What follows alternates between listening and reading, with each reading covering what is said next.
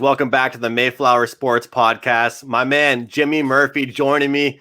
We are sitting down talking Boston Bruins hockey. Of course, Jacob Smith, my co-host, here with me.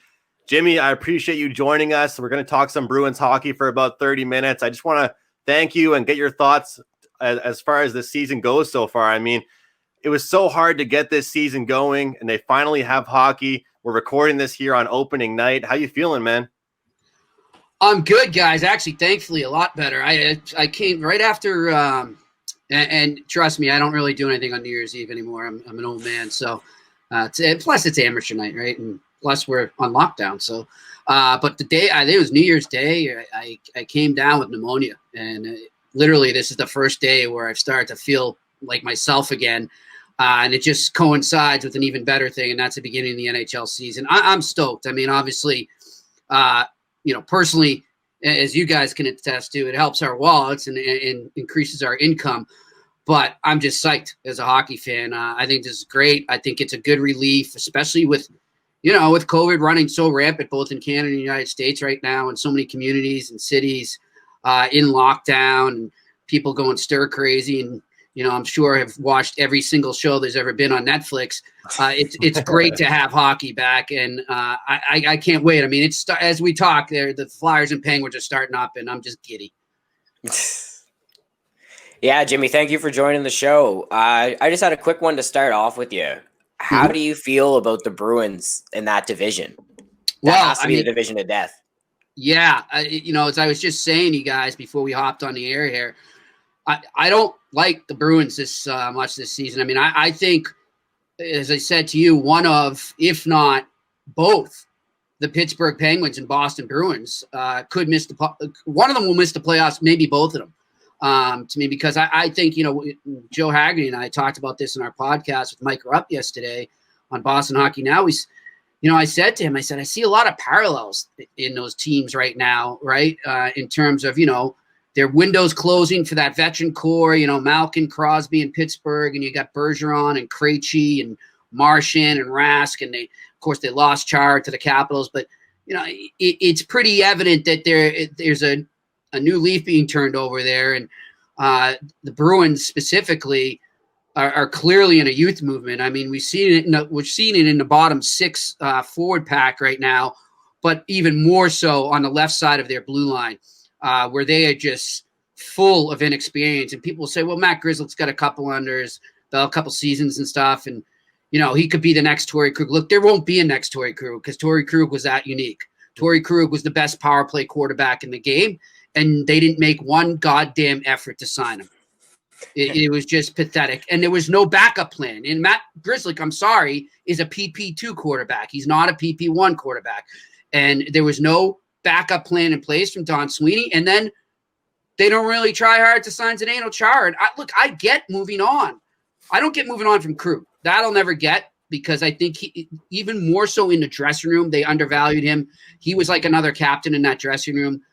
He was a bulldog that the players respected and loved him. And Zdeno Chara, obviously, what can you say about him? He's a future Hall of Famer. He's one of the best captains to ever play in the NHL. But I get, at 43, and obviously his game slowed down a bit, but he still was a plus 26 last year, and he still is one of the best penalty killers in the league. And if you pair him right, put him on a third pairing and kind of rotate him in and out as the 7th D or 6th D, I think you're okay. But the problem was, and to the Bruins' credit, that was Chara's decision, not theirs. And I know that for a fact. And, Chara didn't want to take a diminished role, and Chara just figured by the end of the season, he'd be at odds with the coach, and it would kind of be an awkward situation. And, he just felt he had more to offer. And I get that party. But again, where is the backup plan? Jacob Zaboral, what are you doing signing him to a one-way contract? Every scout I talk to says he's a joke. He's another blemish on that 2015 draft, just like Zach Senyshyn, the forward they drafted there after – Jake DeBrusk. Really, Jake DeBrusk looks like he's the only guy that's going to stick out of those 3 picks that Don Sweeney made. Well, he passed on Matthew Barzal, Kyle Connor, who am I missing? Thomas Chabot, Brock Besser, Ilya Samsonov, the goalie. Who else? Travis Konechny. The list goes on. But the Bruins, in their ultimate wisdom that they think they're so better than everyone else, as you saw again in this draft this past year, we're going to go way off the board, and we're going to try and look like the smart guys. So just a botched off season by Don Sweeney, his pro scouting staff, and his amateur scouting staff. I don't think the Boston Bruins make the playoffs. I think they're in a downturn right now, and I feel bad for a guy that's meant to be the captain of that team, and that's Patrice Bergeron, because I think he's becoming captain at the wrong time. Man, Jimmy, some things just don't change, man. I miss working with you. Of course, Jimmy and I used to do a hockey podcast together. You can find Jimmy's work at bostonhockeynow.com.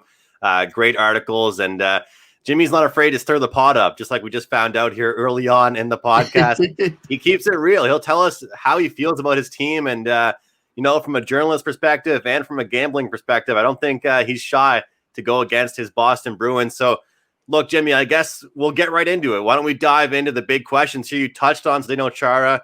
You said that it was not his decision. You know that for a fact, but also Chara didn't want that role. So can you describe really what the whole process was for that? I know you were writing some articles about it. What's the feel in the general management perspective with Big Z? I mean, you don't want to just throw him to the curb, but I understand they wanted to move on. Yeah, I think this is something that they've been kind of calculating when to do for a while now, and maybe they just look at it and say it's a short season. It's kind of, maybe they're like, it's I don't want to say throwaway. That's too much. That's too strong a word, but it is what it is, and we're going to need younger legs out there, and it's time we got to move on, and we got to see what we have in the cupboard here and pull it out and say, look, is this the defense of our future? And they couldn't really do that with Chara. They were very honest with him. They were very respectful. I don't knock Don Sweeney and Cam Neely in any way for that. They were straight up. Sorry, guys, I'll turn it up.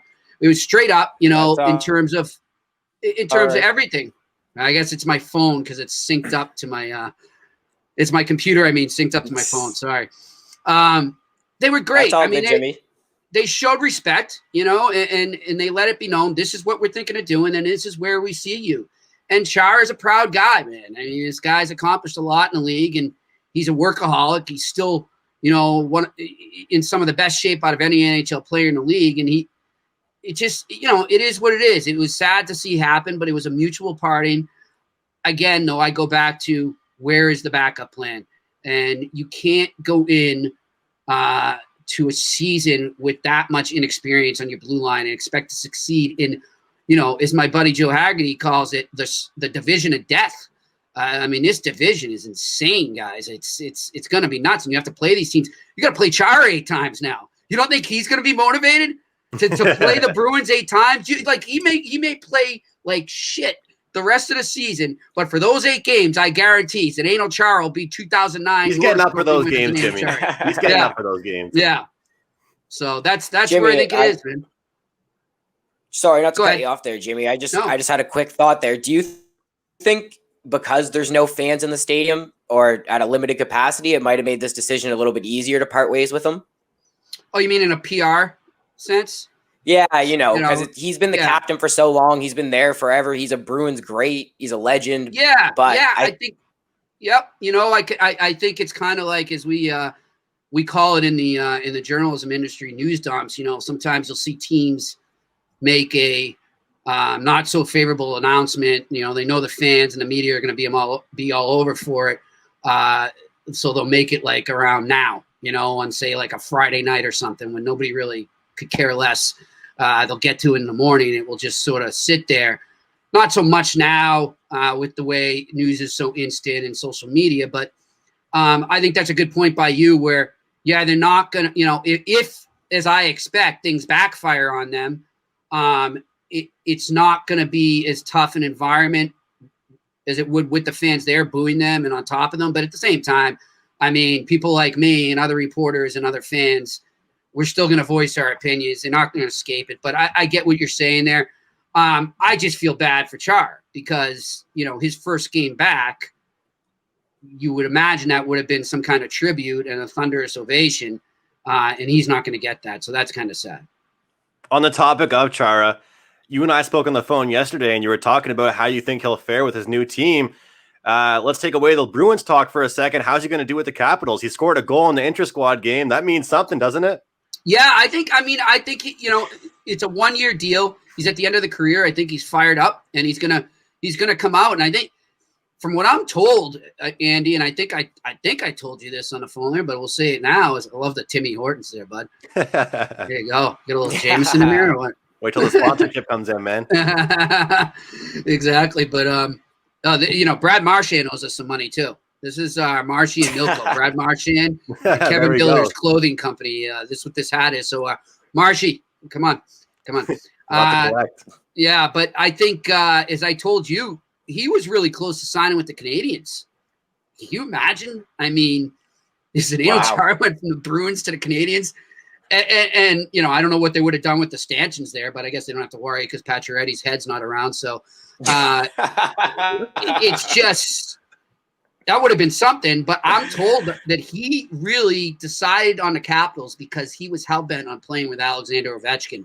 So I think Ovi knowing that's gonna get him revved up, and I think those two together are just gonna be a wrecking ball out there, especially late in games when they're sensing a team losing their energy or kind of not with it mentally. They're gonna come at you. So I think he's gonna have a great season. I mean, I'm saying like a ton of points or anything, but he's gonna be fun, man. He's gonna I think he's gonna find himself again, and I think you see that a lot of times when guys at his age go to a different team. Do you feel like you could give us a quick little prediction maybe of how you think that division's going to shape? Me and Andrew did that on our last podcast, and Chris, I'm still getting used to all the divisions, guys. It's like it's nuts, right? Not to put you on the spot or anything. Oh, no. I actually just wrote some predictions and posted them up on our site. I mean, if I'm looking at the East, the Mass Mutual East, sorry. My 4 teams in order would be the Flyers, the Capitals, the Islanders, and the Rangers. Those are going to be my 4 teams. So no Penguins and no Bruins. Me and Andrew actually both, I think, left the Rangers out of ours. I think we both said that we were thinking they were going to have a little bit of a disappointing season this year. Yeah, I thought they'd be a fringe team. I think, guys, that I think they're up to. I think they're having some serious talks with the Columbus Blue Jackets about Pierre-Luc Dubois. And if you look at that team, if you add him up the middle there, they finally got a really good 1-2-3 punch with the wingers they have. If they're able to pull that off, I mean, bet the over on them every game. And then, but on the other end of scoring, on the opposite end of the spectrum, I'm pretty high on Sorokin in net, and I like Samsonov in net for the Capitals as well. So I think we're going to kind of see a new wave of goalies come out in that division. We already know Carter Hart, and he was coming into his own before the pause last year and somewhat in the playoffs. I think he blossoms here. I think he's going to compete for the Vezina Trophy. He's going to be the best goalie in that division. But yeah, those are my 4 teams, and I've got, when it comes down to it, I've got the Capitals and the Canadiens. If it's able to work out that way, because I'm not quite sure how the conference will work out. I think they're going to recede, but that's what I see happening is the Capitals and the Canadiens in the Stanley Cup. Well, I'd love to see it, Jimmy. I don't want to get you to spill all your secrets, but I just want to ask you, with all the COVID-19 going on and everything, as far as will there even be a season, the bubble and all that kind of stuff, how did that really fare with free agency and trades and all that type of stuff, and with the GMs calling each other? Do you feel like there were less moves in the league because of that, or how did that all work around everything? Well, I don't think – I think as we got closer to the season, we saw less trades, and obviously the cap, there's so many teams.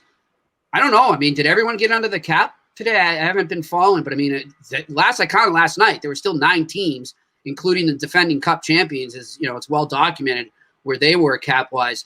Just so many teams up against the cap. I mean, you got to remember, a year ago from now, right? I mean, they're getting ready to go to the All-Star game, and then, they're going to meet down there, and Gary Bettman was telling us the cap was going to go up.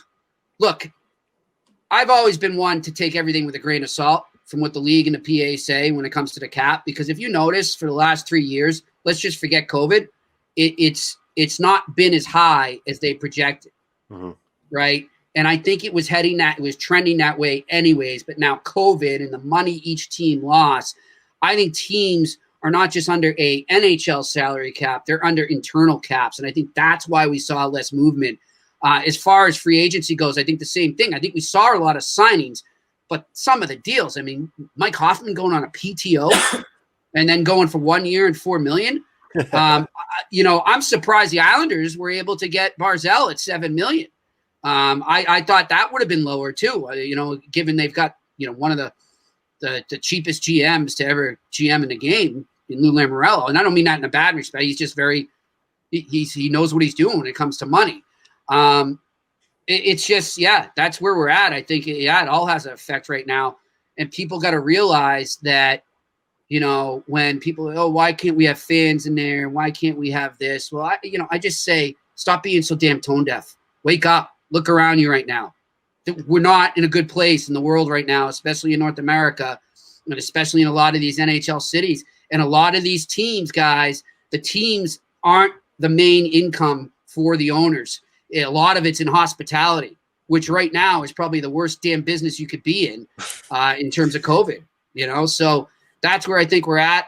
I hope that it can improve, but I think the fact now, sticking with the COVID theme there, the fact that players are going to have to quarantine wherever they go if they're dealt is another thing. Do you want to deal for a guy and then at the deadline and then have to wait 2 weeks and you're already at what? So it's April 8th is the deadline, and then the 15th, the 22nd, so you don't get him playing until the 22nd. I think we're going to have a trade deadline, if you ask me. Yeah, so to go back to the Bruins talk there, I've been looking at the goalie situation, and how do you feel about that? I feel like there's huge question marks in the crease. Yeah, I mean, I think, right, obviously what happened with Tuukka there, and I don't blame him one bit, and Andrew knows I'm a Tuukka guy, and unlike half the city and half the people I work with, including my colleague at Boston Hockey Now, I know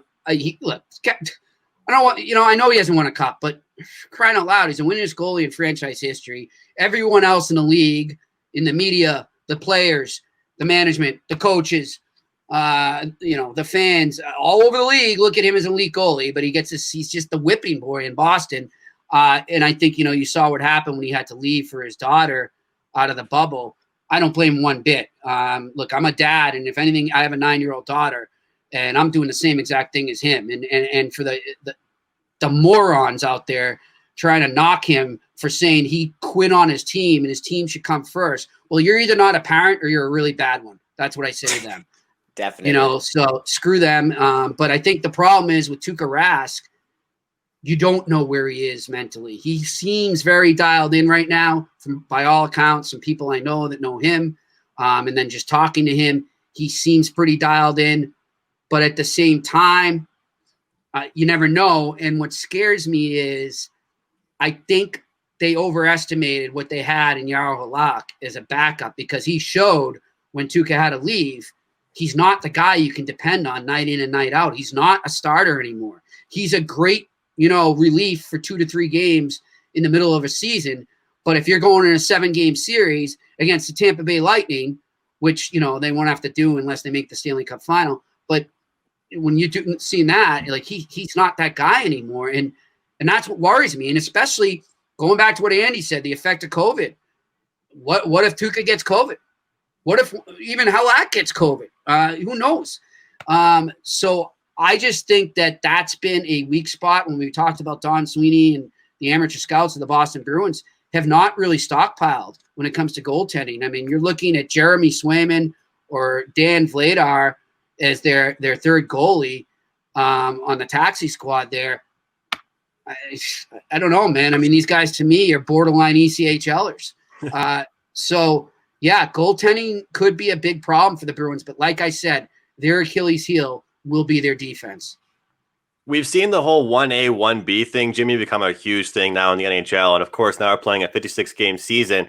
And coming from a Montreal Canadiens fan perspective, obviously, I've seen Carey Price play pretty much every game for years. Yeah. They pick up Jake Allen. Obviously, it's awesome to have someone that can play the backup role. But for the Bruins alone and just everybody else in the league right now with 56 games, how do you expect teams to manage their starter and their backup in that 1A, 1B situation?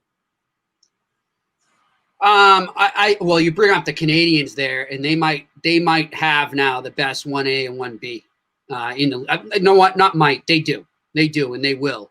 I think Jake Allen may go down when all is said and done. I know he's had a busy offseason, and I know he went out and got Josh Anderson. He's got Joel Edmondson he's brought in, and some other guys. And look, when all's said and done, that might be Marc Bergevin's best move for exactly the reason you just said of how important it will be to have those 1A and 1Bs. And circling back to the Bruins in that respect, yeah, I think they'll be okay in the 1A and 1B. But if they were to make it to the playoffs, I'm not confident in Halak is coming in and shouldering the load. But yeah, I think we're going to see that a lot. I mean, Carolina just seems like it has nothing to do with this. They just seem like that's the way they're going to go forever is the 1A and 1B, which I think is a mistake in Carolina. But yeah, that's going to be huge. You need to have a guy that I mean, you're going to be playing, 2 games in 3 days a lot, or 3 games in 5 days all season. And you're going to be playing back-to-back games. You're going to play it on a road, 2-game sets, 3-game sets. It's going to be insane, man. I mean, this is going to be a sprint. And, a guy like Carey Price, who has been overplayed, is going to really benefit from having a guy like Jake Allen. The Full Circle Realty team specializes in commercial, residential, and property management by taking a distinctive entrepreneurial approach to help clients and customers find their next investment. If you're looking to buy or sell real estate in 2021, contact the team today at info@fullcirclerealty.ca to learn more. So back to Matt Grzelcyk. I know you were talking about him earlier, and you said he can't be a Torrey Krug-like player, but I think he can make big strides. Do you think he could make a jump and be an impact player for the Bruins? Yeah, I think his points go up because of the playing time he's going to get now and how much he'll be dependent on that power play off the hop here. But yeah, so I mean, if you look in terms of a player props situation there, he's somebody to watch. I think he's going to get a ton of power play time, so he's going to get a ton of points. And I think another guy that he's really interested to watch, and he's been on a steady increase. He's been getting better every year, and he's the guy they look at as the franchise on the blue line is Charlie McAvoy. His minutes are already up to like 25 a game, so that will go up even higher probably now with Chara gone. I like where McAvoy's headed. I'm just wondering, it's only natural, it's only human that this is the first time he's playing without Z, that he then tries to put too much pressure on himself and compensate for that. So that's something to keep an eye on. I would say on paper, he's a great guy to watch gambling wise, but I would also say as we get into, let's say into, games 20 to 30, see where he's at in terms of fatigue and where his game's at. Is he making bad mental mistakes out there? So that's something to keep an eye on. But yeah, I think Grzelcyk has a rise. I didn't, when I'm saying you're not going to replace Torrey Krug and I'm saying Grzelcyk isn't the answer, he's not the answer yet. I think he could be the answer next year, maybe the year after. He's just not there yet. That's all. I think a pretty obvious question that had to be asked was about the leadership overall. Obviously, Krug takes off. He's with the Blues now. Big Z, he's gone. So Bergeron wearing the C. But let's face it, he's been a leader in the locker room for many years, Jimmy. So obviously that doesn't really change too much. But what can you say about the leadership crew, not just Bergeron, but the secondary guys, and how that'll play a factor with this team? Well, guys, I think that may be the one area where the Bruins don't really suffer a hit with Chara leaving or Krug leaving. Though I will say, you said something interesting there. You said the secondary leaders. And that's what Krug was in the locker room. I mean, basically, you saw the Bruins in the last 5 years have been bringing some kids in, right? And so then you sort of had this middle group. And then when they brought in Charlie Coyle, the middle group became basically, in terms of leadership, was Coyle and Krug. And so then they were able to sort of be, and I'd say Marchand is kind of the rover between the mid or secondary group to the primary leadership group. And I think what that middle group was able to do, the Coyles, the Krug, and maybe Marchand as well, was kind of be the bridge between the kids and say Chara and Bergeron and Tuukka. And so you did lose a bit of that middle group, but they do have guys that can step in and do that. But I think leadership, they're fine. I mean, let's face it, if Bergeron was on any other team for the last, 14 years, he would have been the captain. He's just born to be a captain. Yeah. I'd argue I'll say it right, hands down, he's just as good a leader as Zdeno Chara is in that locker room and in the NHL. When Zdeno Chara signed with the Boston Bruins in 2006, his agent and him put it in their contract that he had to get the C. So automatically, didn't know that. Yeah, that kind of screwed it for Bergeron there. And if Zdeno Chara doesn't come to the Bruins, yeah, I mean, hindsight's 20/20. But I'm telling you, Patrice Bergeron would have been the captain in that 06-07 season. So he was born to be a Bruins captain. They've been waiting for this, and it was the most obvious choice you'll ever have in terms of who they were going to name. And, congratulations to him, because he's just not just a great captain or a great player. He's an even better human being. And he's just, the classiest and the best guy I've had the pleasure of covering in 20 years on the job. Jimmy, just before we let you go, we got to switch topics. We were talking before we hopped on that we're both Liverpool fans. Yep. Two of my best buddies are United fans. Big game on Sunday. Can we get a prediction from you? I'm going to say Liverpool 2-1. Yes. That's what we love to hear, Jimmy. Yep. Yeah, this is it. I mean, they need it. You know what the thing is with Liverpool, and you'll agree with me, man, and for our bettors out there, They played at a level of every team they play, whether that team sucks or whether that team's better than them or whether they're even with them. They played at a level of their opponent, and it's so goddamn frustrating because they leave so many points on the table. And obviously that's why all of a sudden they're looking up at Man U.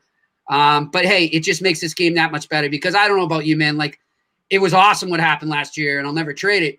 But, when they played Man U last season, it was like, Yeah. It's kind of like when the Red Sox finally beat the Yankees and then the Yankees started to suck and the Red Sox started kicking their ass. I mean, as a Red Sox fan, I wasn't getting up for those games anymore, So exactly. It's good that they're battling for first place, huge points on the line. I'm looking forward to it. And it's just great. It's going to be a great weekend. I mean, we got the hockey back, right? We've got the NFL playoffs, Brady versus Breeze. What more can you ask for if you're a sports fan right now? And then some big news in the basketball world too, as I'm sure you guys saw with James Harden going to the Nets. Man, do I feel for Steve Nash because he now has to coach the biggest assholes in professional sports in James Harden and Kyrie Irving. Wow, good luck in that locker room. And then Durant's no cupcake either when it comes to ego. So they're either going to really suck or they're going to just win it running away. We'll see. I guess kind of a two-part question. They might be the most fragile team in the NBA. Yeah. I'd say so too. Definitely. I guess the last thing I really want to ask you is if you could just touch on the talent that's come from right here where Jake and I are right now in the Maritimes, Atlantic Canada. If you can just touch on, of course, Crosby, McKinnon, Marchand, right from Hammonds Plains, Nova Scotia. I mean, just touch on those guys a little bit. I mean, obviously they train together now in the summers. What have you seen? I mean, what are they drinking here in Nova Scotia that they're doing so well in the NHL? Oh, I think it's great hockey. And unfortunately, I've never been there, man. It's on my bucket list. I've told you this before. Just given I've heard of the Celtic influence, the Celtic influence they have up there is unreal. So, I want to go up there and hear some Irish sessions with you, Andy, and throw back some pints. But, we'll have to wait for now. But it's great. They have a lot of good players that come out of there, man. And that speaks volumes for the youth hockey and the development programs up in Nova Scotia. And it's great. And, don't forget the folks over in Newfoundland either. You got some good NHLers that have come from there. I think of my buddy Terry Ryan and former Bruin and Canadian Michael Ryder. Rides was a great guy. I loved when he was down here. We had some fun. When he was with the Bruins and when he was with the Canadians. So, it's great. It's great to see, man. And, Marshy always speaks pretty highly of his of his native land there. And, as I've told him, and I told you just now, we'll get it going up there. But, as I told you, Marshy's calmed down quite a bit since the days when they won the cup, and he was on a rampage in the pubs of Halifax, from what I hear. Oh, yeah. Plenty of stories there. We could get into that all day long. Jimmy, we appreciate it. We appreciate your time, and we hope to talk again soon about the Boston Bruins hockey. You can find Jimmy on Twitter at Murphy's Law 74 and all his written work at bostonhockeynow.com. Thanks, Jimmy. Cheers.